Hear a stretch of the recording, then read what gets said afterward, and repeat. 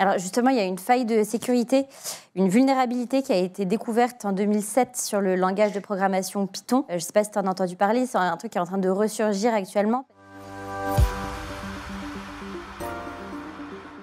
Tu as toujours des problèmes de sécurité. Le plus grave des dernières années, ça a été quand même la faille Log4j, qui est quand même une faille qui est grave parce que c'est déjà le concept, le mec qui a eu cette idée-là, il aurait fallu le tuer, quoi. C'est tellement débile ce qu'il a fait, tu vois. Alors, moi, je connais pas, c'est quoi?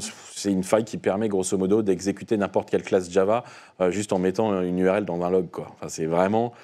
on est vraiment... Le concept est con, la façon dont c'est implémenté, c'est débile, et surtout le fait que ce soit activé par défaut, c'est grave, tu vois. Donc, alors, je sais pas s'il faut shooter le PO qui a demandé ça ou le dev, mais franchement, c'est cata. Et ça, c'est beaucoup plus grave parce que c'est une bibliothèque, c'est plus grave que des trucs qui pourraient arriver dans VLC. C'est une bibliothèque qui est utilisée dans...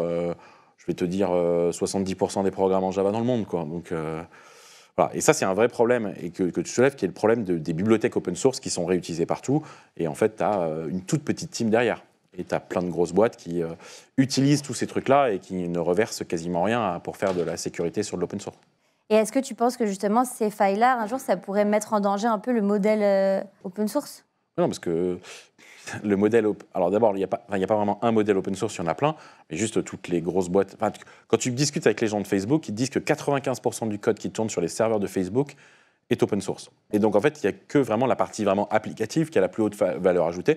Mais aujourd'hui, ce que tu vois, c'est que tout le monde prend 30 milliards de librairies avec des communautés comme la communauté JavaScript qui est la pire, tu fais le moindre truc, tu fais le moindre front-end, tu tires 800 mégas de code source, quoi. C'est débile, alors que tu es juste en train de faire un front-end qui devrait être quand même relativement simple. Donc déjà, en plus, ça te fait des front-ends catastrophiques, hyper lents à charger. Hein. Tu regarderas les apps de tes banques et les sites web de tes banques. Mais surtout, c'est hyper compliqué et jamais tu vas aller regarder tout ce qu'il y a dedans. Donc t'espères que finalement il n'y a pas trop de failles. Et surtout, ce que font les gens, c'est qu'ils réagissent très vite. Donc ils disent je vais avoir des failles et dès que c'est release, je vais faire quelque chose de plus, quoi. Mais aujourd'hui, c'est ce qu'on appelle les problèmes de supply chain de l'open source, enfin de toutes les apps.